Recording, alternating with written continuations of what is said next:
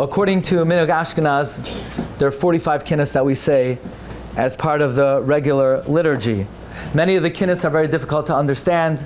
Many of the wording, many of the phraseology is difficult to understand. The Torah says in Siman Tav Kuf Nun Tes that the whole congregation needs to understand the recitation of the Kinnus. Men, women, children. So for the sake of greater understanding, to enhance our Tisha B'Av Kinnus, we're going to be selecting specific Kinnus to say, to focus on, paying attention to the historical background and some of the key phrases.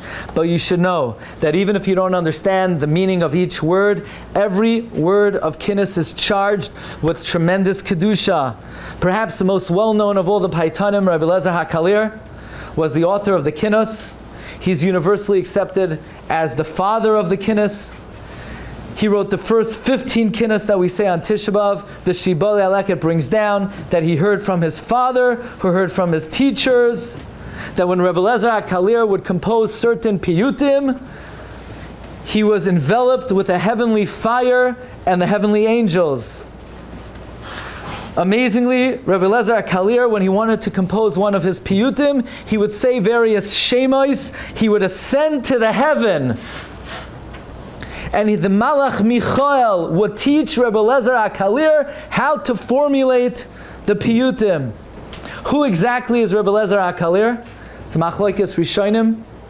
Titus and Chagiga Yud Gimel identifies Rabbi Lezer HaKalir as none other than Rabbi Lezer B'Reb Shimon, Rabbi Lezer, the son of the Rashbi. However, the Rashba and Shuvas HaRashba, he identifies Rabbi Lezer HaKalir as Rabbi Lezer ben Arach. Rabbi Lezer ben Arach, who very interestingly, if you look in the Gemara in Chagiga, he forgot all his learning. But ultimately the Maharsha says that he was restored to the level where he understood and he was able to teach Rabbi Yochanan ben Zakkai himself about the Masei Merkava. So Rabbi Lezer ben HaKalir, Rabbi Lezer ben Arach, is the paragon of Hashivenu Hashem Eilecha v'Nashuva Chadesh Yameinu Kekedem, and therefore perhaps he's a worthy composer of the Kinnus. We begin Kinno Vav Shavas. Kinno Yud Aleph by Koinen Yirmiyahu Yoshiyahu. The most important Kinna that we say on Tisha B'Av is Kinno Yud Aleph. Of all the Kinnus, this is the central Kinna of Tisha B'Av. The recitation of this Kinna was ordained by Yirmiyahu himself. When Yoshiyahu was killed, the pasuk says in Divrei Hayamim Beis, Vayikoinen Yirmiyahu al Yoshiyahu, Vayoimru kol hasharim v'hasharois b'kinoiseim al Yoshiyahu ad hayoim hazeh, Vayitneim l'choik al Yisrael. Says Rashi, they established a law and a statute that whenever Jewish tragedy happens, the Navi ordained we have to include in it the tragic death of Yoshiyahu HaMelech. The death of Yoshiyahu was considered so tragic because Yoshiyahu was unparalleled. No individual in history created such a nationwide tshuva movement. The Navi says, Chamayu lo'hayu lefanav melech asher shavel Hashem b'chol levavai u'v'chol nafshay u'v'chol ma'odai k'chol Toras Moshe v'ya'acharav lo'kam kamayu. Not in the past and not in the future will there ever be a king like Yoshiyahu. We're going to say in the Kinna, like b'chol Gam b'chol malchei Yisrael asher kamu ligdar. Look in the 6th line. Gam b'chol malchei Yisrael asher kamu ligdar. Like kam kamayu mimais avigdar. Moshe Rabbeinu had 10 names, the Gemara says in Megillah. One of his names was Avigdar. He was Avi kol goydrei piratzais. Yoshiyahu's grandfather, the wicked Menashe, committed the early reign of his Malchus to remove all belief in Hashem from the kingdom and to establish idolatry in every single corner of the kingdom. By the end of Menashe's life, he tried to do tshuva. The only thing was, Menashe's son Ammon was also an idolater, and for Menashe to rescind what he already did, it was too late. Comes Yoshiyahu. Yoshiyahu was only 8 years old when he began his reign. Yoshiyahu became king at 8 years old. The pasuk says, Ben Shmoina Shana Yoshiyahu b'Malchai. Now if you look in the Kinnus on the 3rd line, Ben Shmoina Shana Heichel Lidroi Shmei Eloi Kav. that Yoshiyahu began to investigate and search out Hashem at 8 years old. That's lav dafka. It means in the 8th year of his reign. The reason why the Kinnah calls him 8 years old, it's because a melech shekam, a melech that becomes a melech is like a katan shenoy la'adami. So in the 8th year of his reign, it's like he is 8 years old. Comes the 18th year of the reign of Yoshiyahu, and something happened that would forever change the face of Eretz Yisrael. Yirmiyahu HaNavi's father was Chilkiyahu.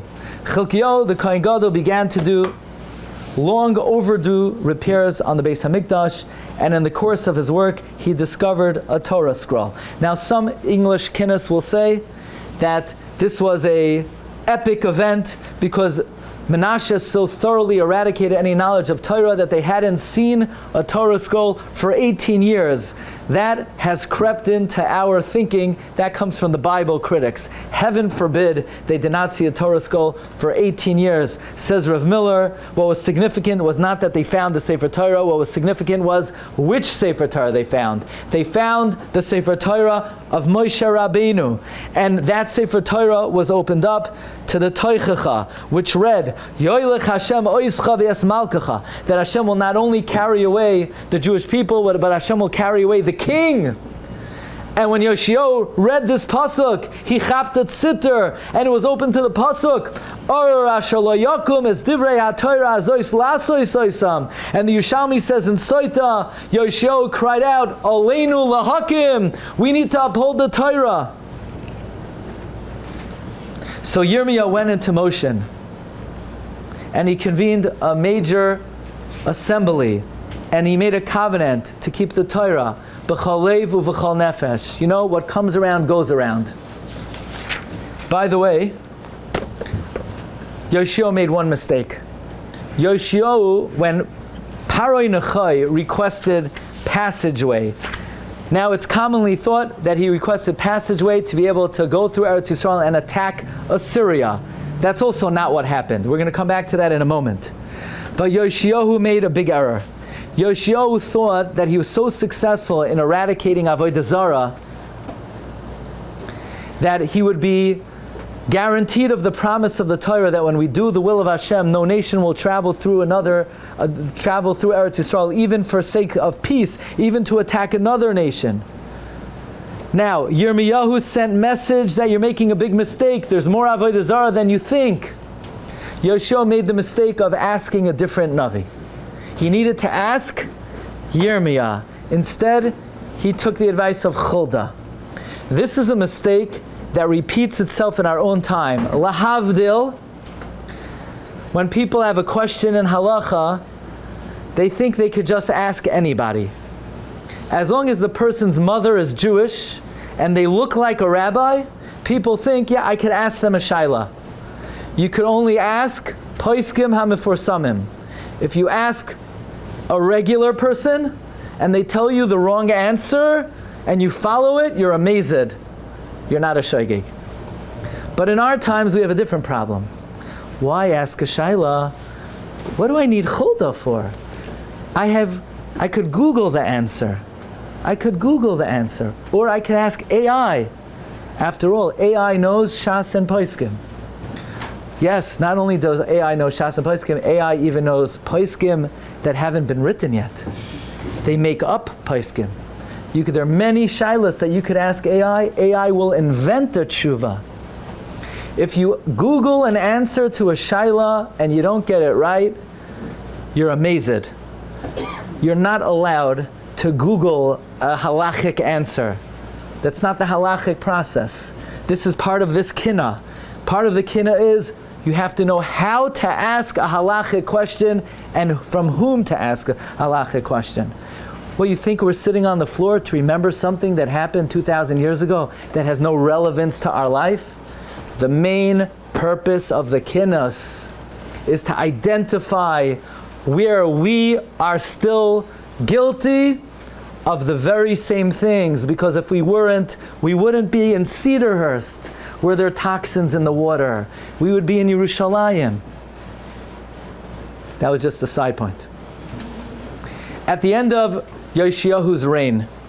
At the end of Yoshiyahu's reign, because of this fatal mistake, now I want to share with you something very interesting. It's generally understood that Paro Necho was requesting passageway to be able to attack Assyria in the northeast. That's not what happened. Paro Necho never attacked Syria. Paro Necho was wanted to travel the land of Israel to bolster the falling empire of Assyria, who was trying to recoup itself. They were on the run. The king of Assyria at the time had already had to leave their capital of Nineveh. It was the up-and-coming powerful Babylonian Empire, and Paro Necho felt much more comfortable with a plummeting Assyrian Empire than the new powerful Babylonian Empire. So really he was requesting passageway to be able to join the forces of Assyria in the northeast instead of to attack Assyria in the northeast. So Yoshiyahu HaMelech goes out to war against Paro Necho, and as the Kinnus describes, the Egyptian archer, Samuhu Kimatara Lachitzim. Take a look on page 186 on the first line, Samuhu Kamatara Lachitzim. They made him like target practice. They shot his body with 300 arrows. With his blood running like a river, the Navi Yirmiyah runs over to hear the dying words of this tzaddik and the final words of Yoshiyahu HaMelech, Tzaddik hu Hashem, ki piu marisi, and Yoshiyahu's untimely tragic death meant Churban Bayis Rishain was inevitable. Kina Yir Aleph Vayikoinen Yirmiyahu al Yoshiyahu. Kina Tezayin Zechar Asher Asat Sar Bifnim. This Kinnus can provide us with a philosophical understanding why the Jewish people have suffered greater persecution than any nation in the world. Here we are, we're the children of Hashem, we're the beloved children of Hashem. And yet, our history has been difficult to us, more than any of the nations of the world. Kinnus Tezayin describes the unspeakable acts of Titus Harasha, of Titus, when he entered the Kodesh HaKadoshim, the Holy of Holies. Originally, the Gemara in Gittin says that the Roman Empire dispatched Nero Caesar, who ultimately fled and converted. And then Vespasian was dispatched, and then Vespasian became the Caesar, and he sent his son Titus. Actually, a few weeks ago, I was together with my friend Rabbi Nosson and my son Meir, and we went to Imperial Rome. And I wanted to say something at the Arch of Titus. We had very limited time, and we couldn't get close enough. We saw it, but we couldn't. I had been there a number of times. I want to share something very interesting about the Arch of Titus, a chidush. In the past, we've spoke about the menorah. You know, the menorah on the Arch of Titus is rounded. According to the Rambam, it's straight. And there are other difficulties, whether the menorah on the Arch of Titus is the actual menorah. But the Gemara tells us that Titus began his assault on Yerushalayim with the audacious declaration that he's attempting not only to fight with the Jewish people, but with Hashem himself. He cried out, "Ey Elohimai Soar Chasayubai." By the way, we couldn't get to the Arch of Titus. We went to Castel Saint Angelo. Castel Saint Angelo is the mausoleum of Hadrian. Hadrian is the Roman Caesar who destroyed Beitar. The destruction of Beitar also happened on Tisha B'Av. It's interesting that there are no Kinnus for the fall of Beitar. Actually, I never thought of that question before. Why are there no Kinnus for the fall of Beitar? But what's amazing is about 50 years after the destruction of the second Beis HaMikdash, when Hadrian became the emperor, he gave word that the Jewish people should return and rebuild the second temple. And they began to return. And the early Christians said, a bad idea, the Jews rebuild the temple, they're going to try to get autonomy and independence, they're not going to pay taxes. So he said, look, I can't rescind. So they told him, just tell the Jews they could rebuild the temple just 5 amos away from its original site. They'll never accept that. And sure enough, the Jews didn't accept that. And we had the Bar Kokhba revolt. You know, it's interesting, Hadrian's ashes are buried in this mausoleum, Usually we go to visit Kivrei Tzadikim, not Kivrei Rishayim, but he's not really there because during the times of the Crusades, the Crusaders came and they took his ashes and they put it in the Tiber River. I have a feeling it must be floating around somewhere in the water in Cedarhurst right now.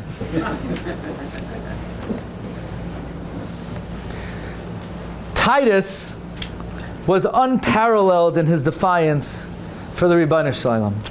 In fact, in Avos to Rabbi Nasan, it says, when Titus entered the Beis HaMikdash, he kicked the Mizbeach. He said, Lucas, Lucas, At melech v'ani melech, boi v'aseh yimi milchama. The Gemara in Gittin relates that Titus grabbed a zoina and wrapped in a Sefer Torah, he committed the unspeakable act in the Holy of Holies.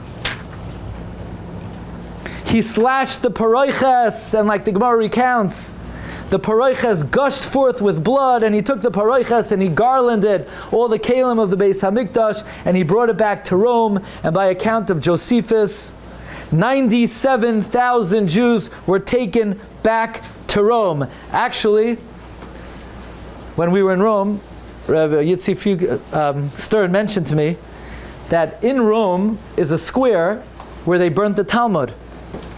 And on that plaque, for the burning of the Talmud, you know what it says on that plaque? And it helped me with the drasha. This is where I got the idea. On the plaque in Rome, we were only there for a couple hours. But if you could go to Rome and get a Tisha B'Av drasha, it's a good trip. On the plaque in Rome, by the burning of the Talmud in Rome, it says, Ois, Parchais, Ugvilin, Nesrafim.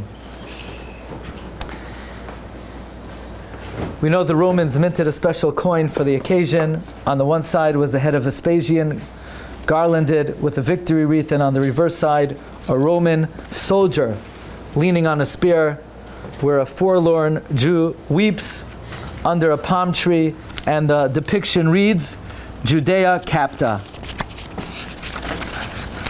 Is this it?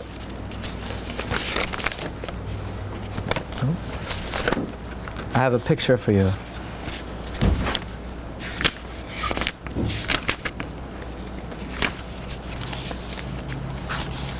Here we go. This is Vespasian. Here's the picture, Judea Capta. It's machlekes. What does Judea Capta mean? Either Judah is captured or Capta, kaput, they're finished. The Gemara tells us that when Titus returned back to Rome, he paraded the various kalim of the Beis HaMikdash. And at the end of Titus's reign, his brother Domitian erected this great monument to commemorate the great victory of Titus. What's interesting is Titus himself became the Roman emperor in the year 79. The year Titus became the emperor, there were wildfires in Rome, and then one of his main generals, Pompey, who was given the city of Pompeii, the city of Pompeii was miraculously destroyed when Vesuvius erupted. So the year Titus became the emperor, retribution was fast coming. But in this Kinnah, the Kinnah really proposes the philosophical question that has plagued us for 2,000 years. Take a look on the bottom line in this Kinnah Tezayin. Avoseinu zara kechnisai bachurav achla eish. When our forefathers, when Nadav and Avihu, when they entered the Beis HaMikdash, they were consumed with fire. But what were they doing already? They were just makrav a carbon, and their kavanah was to offer to HaKadosh Baruch Hu. And look what happened to them. Their lives were snuffed out. They were punished by bolts of lightning bursting forth from the Kodesh HaKadoshim, entering their nostrils. And yet when the wicked Titus committed the unspeakable act in the Kodesh HaKadoshim on a Sefer Torah, nothing happened to him. This is the philosophical question posed by the Kinnah. Avoseinu zara kechnisai bachurav achla eish v'zezoina tsoya hichnis v'loy nichva eish. But what's the answer to the question? But this is a broader question. Why have we suffered more than any nation in the world? Says in Nefesh HaChaim, the fundamental difference between a Jew and an Akum is if you have service or not. Whether the Wi-Fi is working, whether you're plugged into the system. Every Jew is plugged in not only to this world, but to all the Olamos. And every act of a Jew has universal reverberations and ramifications throughout all the various Olamos. And therefore the Nefesh HaChaim says, even the smallest thought of a Jew could be more devastating to the universe than the most despicable act of Titus HaRasha. That's the difference between being plugged into the system and not being plugged into the system. The kinot continues, Oirenu namek kehishkim meshares v'loi matza tishim ushloisha klei shares on page 228 on the 6th line. Our skin melted when the Kohen woke up and he did not find the designated 93 kalim that were always available in the morning to be able to do the avodah. The kinot mentions, page 228, 10 lines from the top. Sorim lupasu kivoi paretz. The princes cringed. The princes cringed. Who are these princes? The heavenly angels. The angels, they admonished us. We need to change, otherwise we're going to face disaster. And we said, no problem. We don't have to worry. We know various names of Hashem and we'll summon the Malachim to protect us. But on that fateful day, Hashem switched the names of the Malachim. So when they summoned the Malachim did not respond because they forgot the words, they forgot the names. We thought that Titus would never be able to destroy the Beis HaMikdash. The Medrash says the Mikdash was surrounded by 600,000 demons who came to protect us. Take a look on the 13th line. Visaru ki yuzak v'shishim riboy mazikim. They thought Titus would be injured by the 600,000 demons.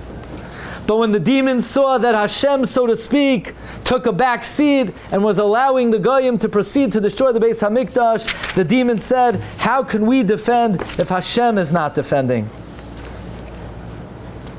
Asks Rabbi Isaac Shar. Hashem does not make a miracle for nothing. Hashem does not make a nace, just an empty miracle. Why would Hashem make a miracle that when Titus slashed the paroiches, it burst forth with blood? Hashem made a miracle for Titus so that Titus should think Kiviyachal chas v'shalom haragas atzmai, that Titus killed Hashem. Why would Hashem make such a miracle? Says Rav Isaac Sher, this miracle was not made for Titus, it was made for Klal Yisrael. The Beis HaMikdash is the life force of the world. It is Beis Chayenu. The Kodesh HaKadoshim is the heart of the Jewish people. When Titus plunged that sword through the paroiches of the Kodesh HaKadoshim, the world had gone into cardiac arrest. The world had suffered a fatal, critical wound. Kinot Hezayin, Zechar Asher Asa Tsar B'fnim. Kinot Chaf Aleph. One of the most dramatic highlights of Tisha B'Av is Kinot Chaf Aleph, Arzei Helvanon, depicting the murder of the Asar Harugei Malchus, the 10 martyrs who were murdered by the Romans. This didn't even happen at the time of the Churban. This happened later. Maybe this is the Kinot for Beitar. It depicts the murder of Rabbi Akiva. But there's a big question. Why do we recite this Kinot on Tisha B'Av? On Yom Kippur, we recite a similar piyut, Eila Ezkara, but on Yom Kippur it's understandable. The Gemara tells us in Moed Katan Chavches, Misas Tzadikim Mechaperas, the death of the righteous atone. Lama Nismecha Misas Miriam, Leparshas Para Aduma, Loimer Lecha Ma'apara Mechaperas, Af Misasan Mechaperas. So on one level, an answer is given. The reason why we mourn the 10 martyrs on Tisha B'Av is because of another Gemara. The Gemara tells us in Rosh Hashanah Yud Ches Amud Beis, Shkula Misas Tzadikim Kisreifas Beis Alekeinu. The death of the righteous is the equivalent of the burning of the temple. So on Tisha B'Av that we mourn Churban Beis Hamikdash, we mourn an equal tragedy. I would like to propose a new answer to this question of why it's timely to mourn the death of these 10 martyrs on Tisha B'Av. Recently we hear the Jewish people, Israel is accused of genocide, of starvation. So you always wondered, Rabbi Chanan Wasserman says in every generation we're accused of blood libels. So until our times we wondered, that must be until Rabbi Chanan, but not in our times. Or maybe in the 80s there was a story in Minnesota, but not in our times. There are no blood libels in our times. There are blood libels every single day in our times.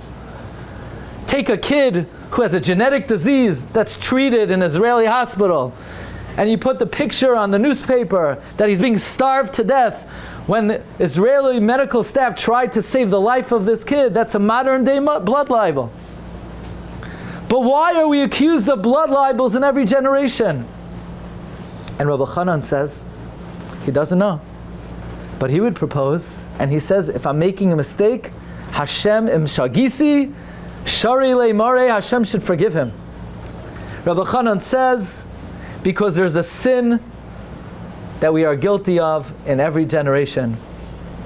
The sin of Mechiras Yosef. The sin of Mechiras Yosef is the paragon of sinas chinam. And until we correct that problem, we will face the punishment of Mechiras Yosef in every generation.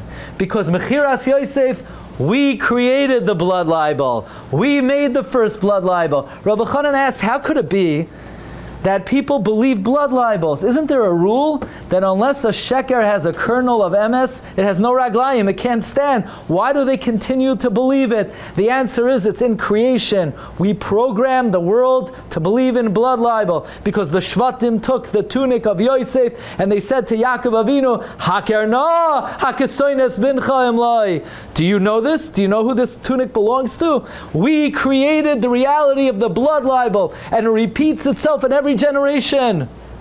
And if we still have a Tisha B'Av, that means we haven't corrected Mechiras Yosef. And which individuals were designated to bring atonement for Mechiras Yosef? The Asara Harugei Malchus. What could be a more appropriate kinah on Tisha B'Av, the day that we mourn the sinas chinam of Mechiras Yosef, and the result of Mechiras Yosef in every generation. So we read about the Asara Harugei Malchus, as Rabbeinu B'chaye teaches us, as the Arizal teaches us, the Asara Harugei Malchus was a tikkun for the 10 Shvatim who sold Yosef. The Kinnah begins. Arzei Levanoin, Adirei HaTorah, cedars of Lebanon, giants of Torah, Balei Tresin, shield bearers, B'Mishno v'Gemara, Giborei Koyach, mighty warriors, Amoleha b'Tahara, who toil in purity, Damam Nishbach v'Nashasa Gevura, their blood was spilled and their might was forgotten. The Kinnus goes on to depict how they brought Reb Shimon ben Gamliel. By the way, Reb Shimon ben Gamliel was the only survivor of the city of Beitar. Reb Shimon ben Gamliel, out of millions of Jews, was the only survivor of Beitar. And they brought Reb Shimon ben Gamliel and Rabbi Shmuel Kohen Gadol. And they each begged the executioner, please kill me first, so that I won't have to bear to see the death of my beloved colleague. And the executioner was so overtaken by emotion, they cast lots. Look on the 10th line. Yadu Goyrol, Mirishain, Lachera Berura. They cast lots who would be first. Kinfal, Goyrol, Rab Shimon, Pashat, Savara, Ubacha, Kinigzera, Gezera. When the lot fell out on Rab Shimon, he stretched out his neck and he cried. Rabbi Shimon Gamliel was the Nasi, was the great-grandson of Hillel, and a direct descendant of David HaMelech. Says the Mishnah Berurah on Siman Nun Gimel. He brings from the Sefer Chasidim that when Rabbi Shimon Gamliel was taken out to be killed, he asked Rabbi Yishmael Kohen Gadol, my dear brother, why am I being taken out? I'm not a criminal, I'm not a sinner. And Rabbi Yishmael replied, maybe one time when you were being doiresh barabim, you felt personal pleasure in your heart and you were nene from the Torah. And Rabbi Shimon replied, Achi nichamtani, my brother, you have comforted me. Look at the bottom line, Mizera Aroin Sha'al B'Bakasha Livkois Al Ben Hagavira, from the descendant, the progeny of Aaron. He asked to cry over the son of royalty. Natal Roisha, he took the severed head of Rabbi Shimon Gamliel, V'Nosnai Al Kubaysav, and he put it on his lap. And he cried out, Menorah HaTahira, pure Menorah. Sameinav Aleinav, Upiv Al Piv, Ba'ava Gemura. Rabbi Shmuel Kohen Gadol put his eyes on his eyes and his head on, and his mouth on his mouth. Anav Amar, Peh Mizgaber Ba'Torah, Pisaim Niknesu Alav Misa Meshuna. The Mekainen then relates that they ordered and they turned to Rabbi Shmuel Kohen Gadol. And they skinned his head with a razor. And as they tear the skin off the head of Rabbi Shmuel, he did not make any noise. He was able to be soivel the pain. But Rasha, Eis, Haposhet, Eisigia Limkoim Tfilin, Mitzvah Bara. But when the Rasha reached the place of Tfilin of Rabbi Shmuel Kohen Gadol, Tzak Tzaka, Rabbi Shmuel cried out, V'nizdaza oilam, v'eretz hisbayra, the world shook. Our Rosh Hashiva, Rav Henach Leibowitz, would point out that when it came to his personal pain, Rabbi Shmuel Kohen Gadol was able to contain his personal pain. But when he realized this meant he would never again have the privilege to put the tefillin shel roishan, that he could not contain. You know, it's interesting, we pointed out when we visited the Arch of Titus, you know, if you look at the arch, for many, many years we always spoke about the menorah. Everybody focuses on the menorah on the Arch of Titus. The menorah, of course, represents Torah. This year, we focused on another kli that is on the Arch of Titus. There's one other kli on the Arch of Titus, the chatzoitzros. If you notice, look at the Arch of Titus. You have the menorah and the trumpets. And we realized, you know, the Arch of Titus is the symbol of the ascendancy of Esav over Yaakov. The seesaw of Esav and Yaakov is dependent on HaKoil, Koil, Yaakov, V'hayadayim Yidei Esav. There are two things we need to do. Koil and Koil, two Koilos. The Koil of Torah, the Menorah. The Koil of Tefillah, the Chatzoitzros. So the monument that commemorates the ascendancy of Esav is telling Klal Yisrael what they've taken from us. We're on the bottom. They've captured the Torah, the Menorah. They've captured our Tefillah, the Chatzoitzros.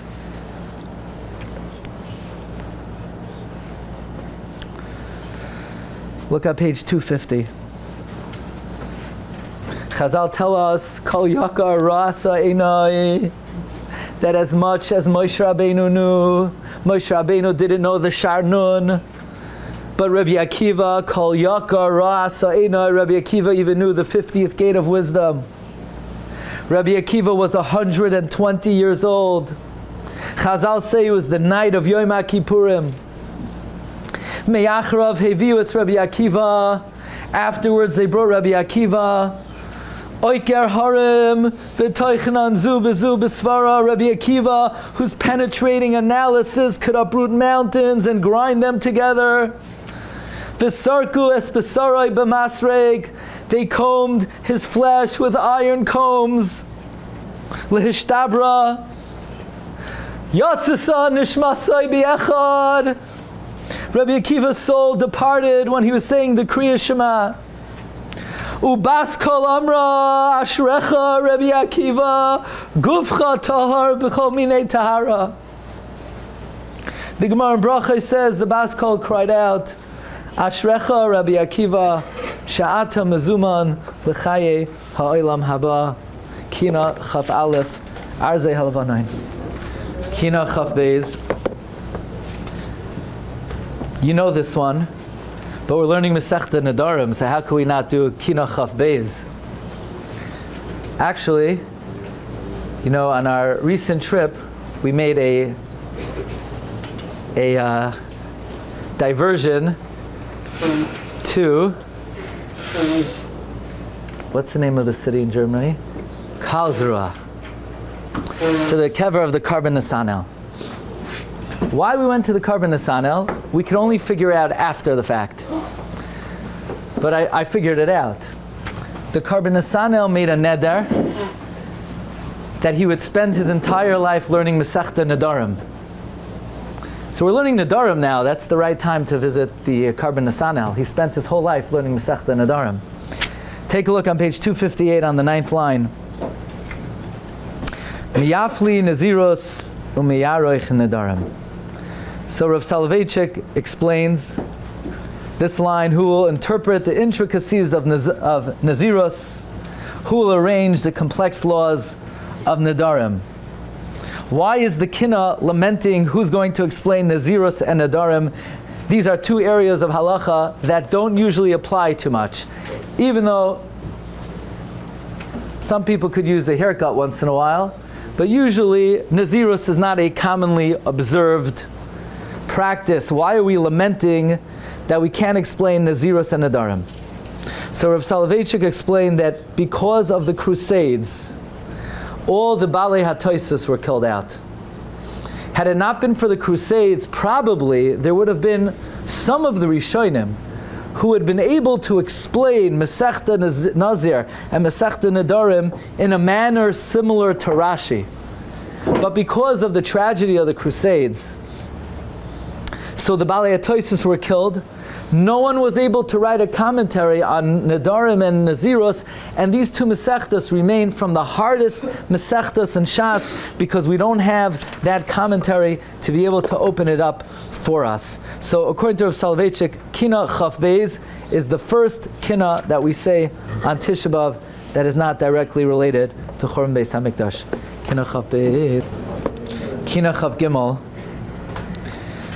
At first glance, this Kina seems out of place, a little bit strange. Kina Chaf Aleph spoke about Asar Rugei Malchus. Kina Chaf Beis, the destruction of German communities during the First Crusade. One of expected Kina Chaf Beis maybe should be followed by Mi'itein Roshi Mayim, which is the second Kina that speaks about the Crusades of Kehilais Shum, spires, worms, Magensa, and the dates and the destruction. Why interject the series of Kinnus about the Crusades with the story of a boy and a girl? In the context of national catastrophe, why interrupt the story with the story of two people? We're talking about our nation. We're talking about millions. Why interrupt the regularly scheduled Kinnus to bring you the personal story of one boy and one girl, two individuals? So Rav Soloveitchik explains that's to teach that in Judaism there's a different approach to the individual. Because we mourn for every individual. They don't have to be a leader, they don't have to be a tzaddik, they don't have to be a gadol. They didn't have to play any major role in Jewish history. Every Jew is precious to us. Rabbi Shmuel's father, Rabbi Shmuel, the father had already been killed.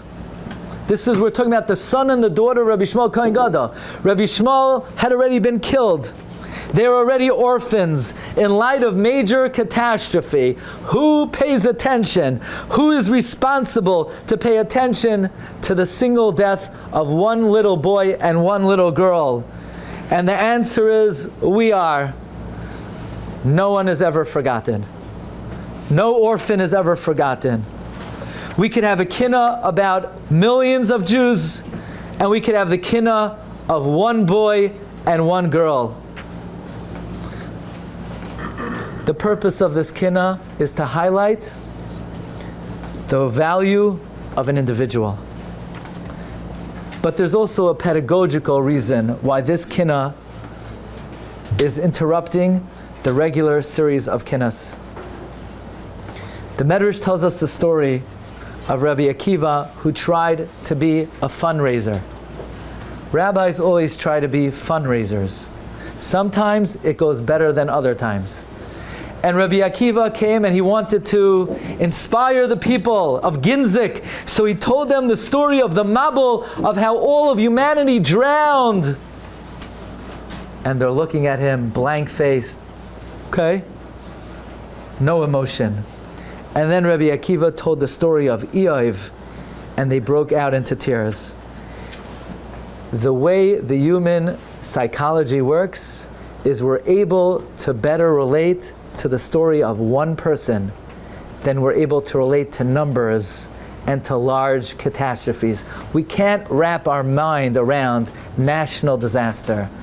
But the story of the individual is sometimes even more compelling to us. This kinnah tells us the tragic story brought in the Gemara in Gittin, Daf Nun Ches. It's brought in Eicha Rabbah of the son and the daughter of Rabbi Shmuel Kohen Gadol.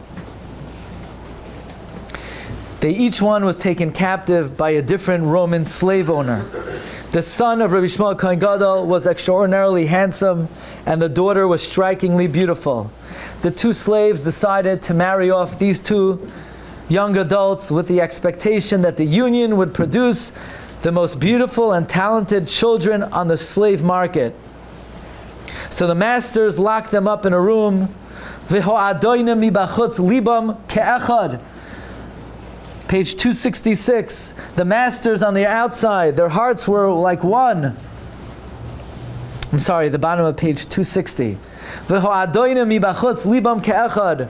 V'heim boichim b'mar nefesh v'fachad. But these two young adults, they cried bitterly. Ad boiker b'chisem loy hedmima, until the morning. Their cry did not silence. Zeh yispoid b'chel uvekir lev yimseh. He mourned, a tremble inside, his heart was melting.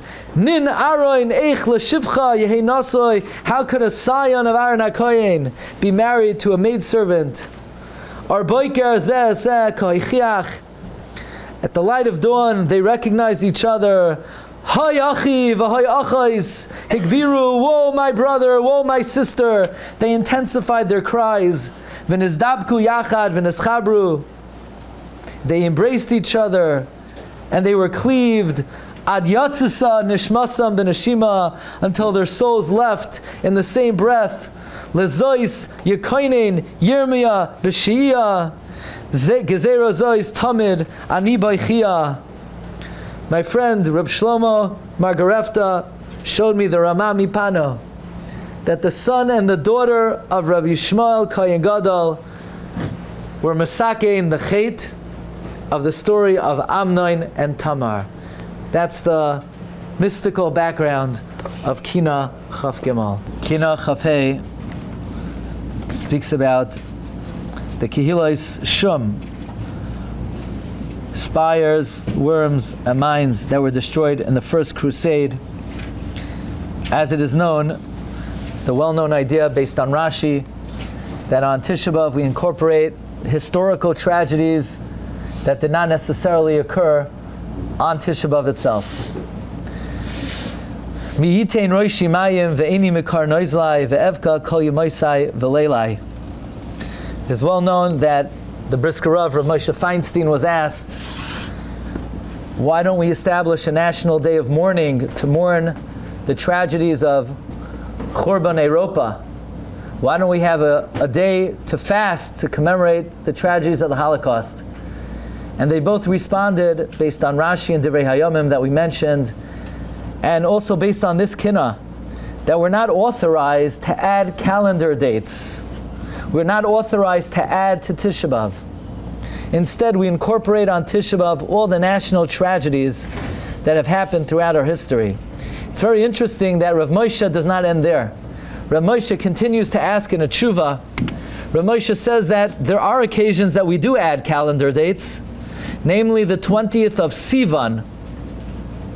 The 20th of Sivan is a fast day. It's not typically observed. We don't typically fast. You don't hear that people fast on the 20th of Sivan. But it's a fast day.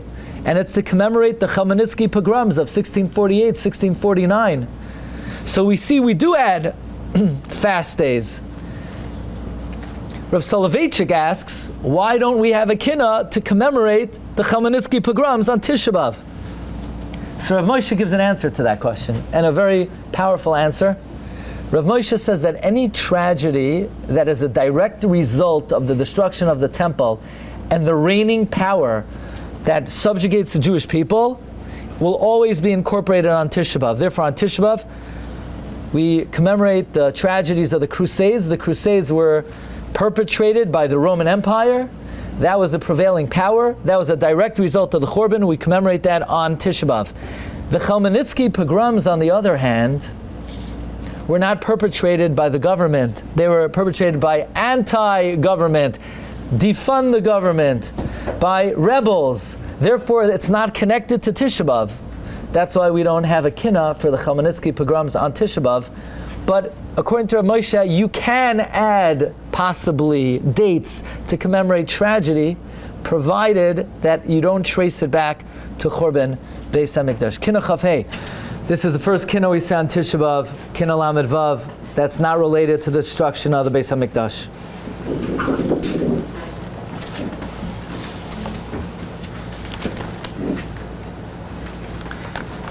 And doesn't actually mourn any destruction at all.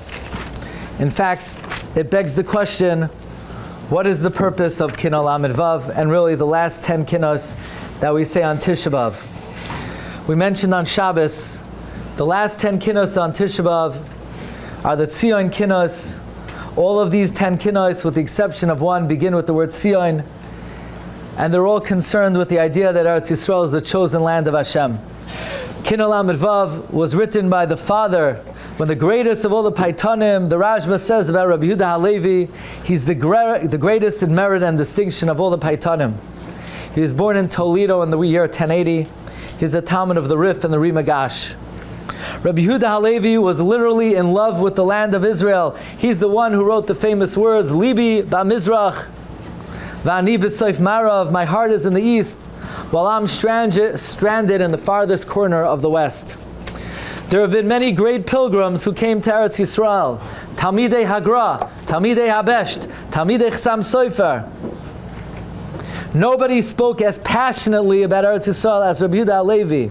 The Rambam in Moreh Nevuchim, he only mentions Eretz Yisrael one time. Rabbeinu Bachya does not mention Eretz Yisrael once in the whole Chayvus Havavos. Rabbi Yehuda HaLevi expressed his passion in an entirely different way, in a literary style.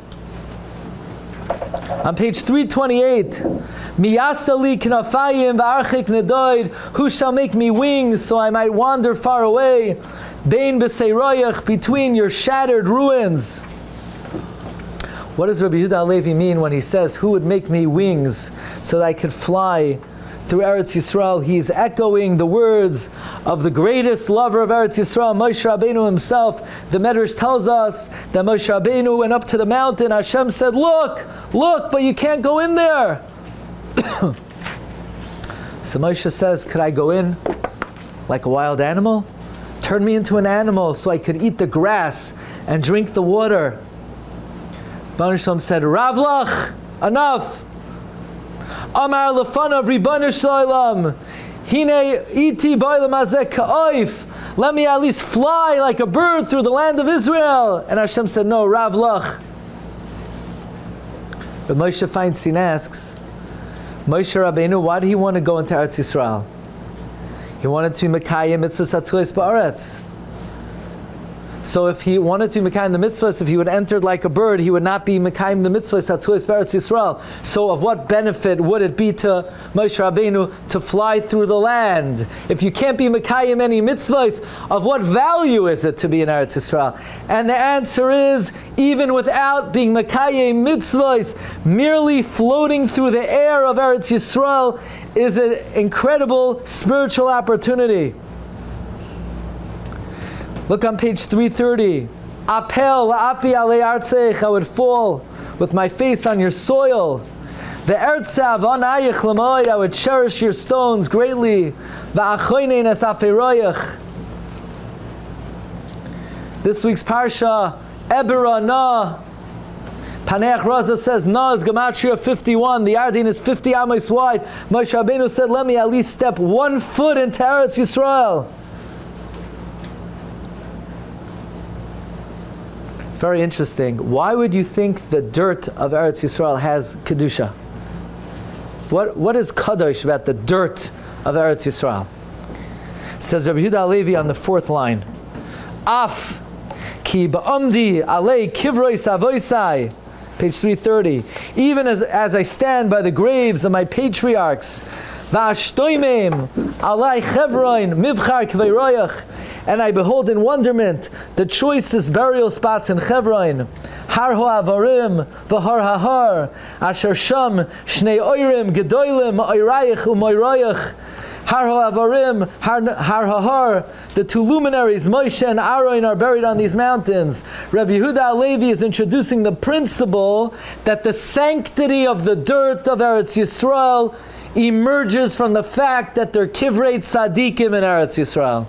The graves of the righteous are in Eretz Yisrael, and it infuses the land with Kedusha. That's what Nehemiah said. When the city of Yerushalayim lay desolate, Nehemiah came before the king of Paras to request permission to rebuild Yerushalayim. The king asked Nehemiah, why do you look so dejected? Why do you look so morose? Listen to the words of Nehemiah. Madua lo yerou panai asher ha'ir beis kivroi savoisai chareva. How can I not be dejected when the city of the place of my forefathers, where they're buried, lies in ruins? Nehemiah said, Kedushas Yerushalayim emerges also from the fact that great tzaddikim are buried there. Rabbi Yehuda then pens perhaps his most stirring words. Chaye, look on page 30. Chaye neshamois avir artzech. The breath of life for the soul is the air of your land. Breathing in the air of Eretz Yisrael invigorates the soul with life-giving properties. Rabbi Yehuda HaLevi in the Kuzari develops this in great detail. He says, just like the body requires oxygen, the soul requires the fine spiritual air of Eretz Yisrael. When you breathe in air in Eretz Yisrael, the air is spiritually potent. The atmosphere of Eretz Yisrael is infused with Ruach HaKodesh. Says Rabbi Avram Azulai, the great-great-grandfather of Chida, Avir Eretz Yisrael, hu tahar hamuchan lekedusha v'lavodas Hashem v'lachein hashchina mishkina ba'avir Eretz Yisrael. It's called Avir Or Hashem. The light of Hashem is in the land of Eretz Yisrael. Therefore, Avira da'ara machkim. Even the Chazon Ish writes that his learning was elevated when he moved to Eretz Yisrael.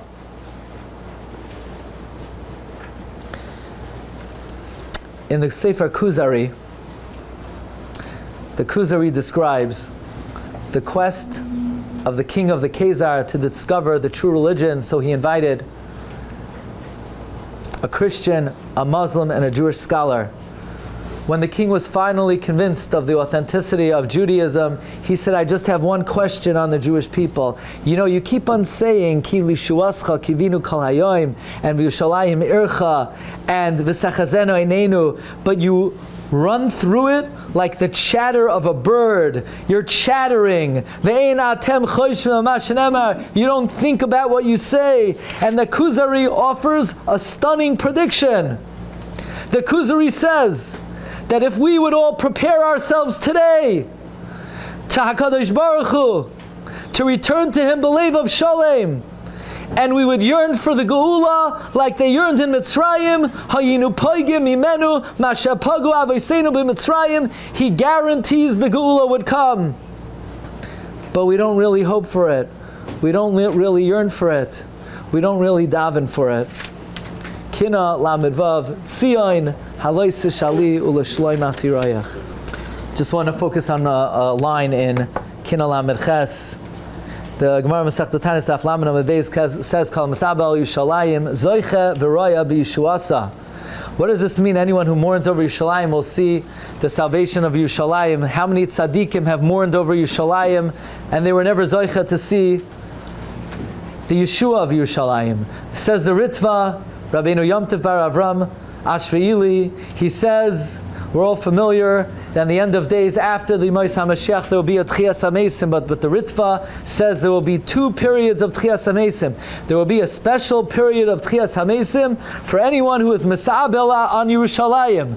They will be Zoiche to come back to this world to see the Yeshua and the Geula of Klal Yisrael. VIP Tchias HaMesim.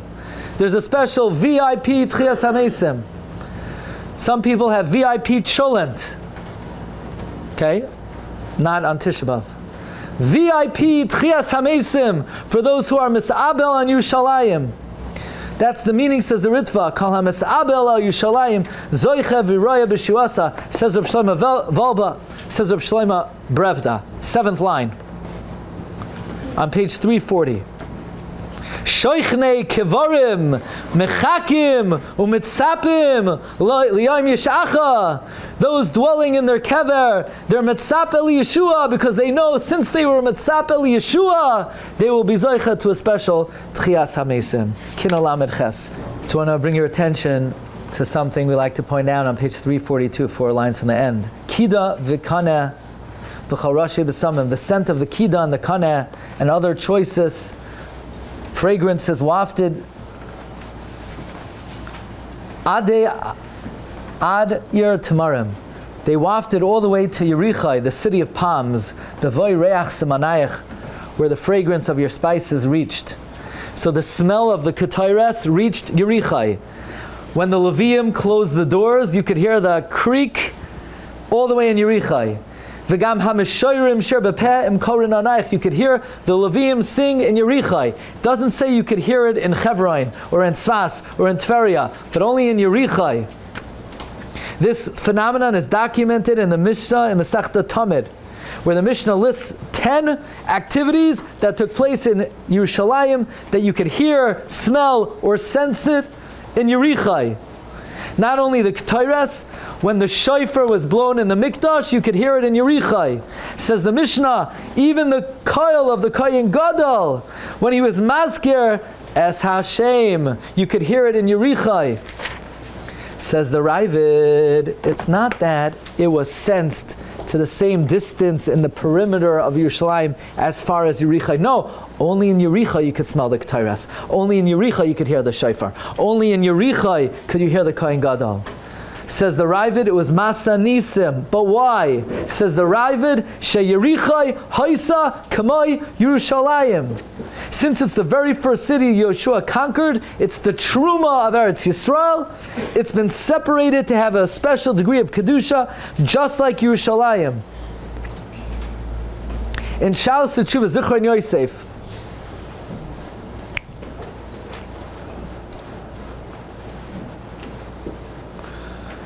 if you look in the Sifri, it records that when they were distributing Eretz Yisrael, they made a deal. Whichever Shevet allows the Beis HaMikdash in their Chelek, as a compensation prize, they'll be given 500 amos by 500 amos in Dushnoi Shel Yerichai, in the choicest part of Yerichai. How is Yerichai compensation for Yerushalayim? The answer is based on the Ravid. Yerichai has the status of Yerushalayim, and therefore all of these phenomena were sensed in Yerichai. Kam Shal Sechuvas Tzitz Eliezer, Simin Yud, Sif Yud Beis, Ois Ayin Hey, isn't it haunting that in the 6-day war, at the precise moment that they conquered Yerushalayim, at that very moment, to the millisecond, they heard the news that they conquered Yerichai, because the Ravid says that Yerichai and Yerushalayim have a similar Kedusha, and therefore says the Tzitz Eliezer, something that they didn't listen to, that just like you would never give away Yerushalayim, you can never give away the city of Yerichai. We go to Kinot Mem Aleph, Shali Srufa V'Eish, which laments the burning of the Shas in Paris in the year 1242. Shali Srufa V'Eish. We know how we spent the morning. We were Yoshev al Ha'afar, we sat on the floor, we were Misabel, Uboichel, Chorban Yushalayim. What does the Ribbon Shalom do on Tisha B'Av? The Medrash says in Eicha Rabbah Aleph Aleph, the Ribbon Shalom also, Kiviyachal, sits on the floor and he cries for Klal Yisrael. That's how we're able to cry. Because it's Kemayim Panim Al Panim, Kein Lev B'nei Adam Al Chaveroi. The Ribbon Shalom with his retinue, he sits on the floor and he's Misabel Al Banav and he's Misabel Al Yushalayim. And if you wanted to know, how do we know that Hashem is doing that?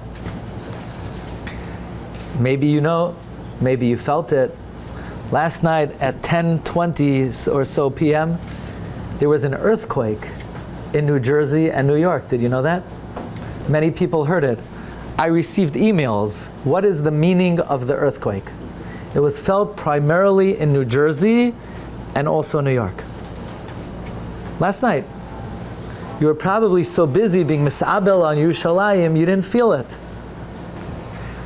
What is an earthquake? It's a Gemara in Brachas on Daf Nun Tes. The Gemara asks, Goyha Mahu, what's an earthquake? Bisha Shehakadosh Baruch Hu Zoicher Es Banav, when Hashem remembers His children. Sheshruyim B'tzar Bein Umais Ha'olam. Moirid Shtei Dema'os Liam Hagadol. The Ribbon Shalom gives forth 2 tears. V'koilam nishma misoif ha'olam v'yad soifai. That's an earthquake. So if you wanted to know, how do we know what the Medrash is saying, that Hashem is Yoshev al ha'oretz u'boicha al banav? This year we heard it, we felt it. But I want to read to you the words of the Oitzer Hagaonim on this Gemara. The Gemara says, why does Hashem tell us that He's crying for us? Say the Gaonim, Laharois li Yisrael, Shahakadosh Baruch Hu loy azvam, v'loy shakcham, v'loy natsham. Hashem makes an earthquake, and He cries, and we hear it, to show Klal Yisrael that He did not abandon us, He did not forget us, He did not leave us. V'chi asid lahachziron, and He's going to take us back. L'chazik es libam shelo Yoshiyahu min ha'geula. The Gaonim write. Can you imagine an earthquake on Tisha B'Av? Can you imagine such a thing? Did that ever happen before? It's Ahava Rabba Ahavtanu Hashem Elokeinu. As much as Hashem loved us in the past, now He's telling us. What do you want? You want to hear a baskal? It was an earthquake. Laharois li Yisrael shalai azvam v'lai shakcham v'lai natsham v'chi asid lahachziran. Kina memhei.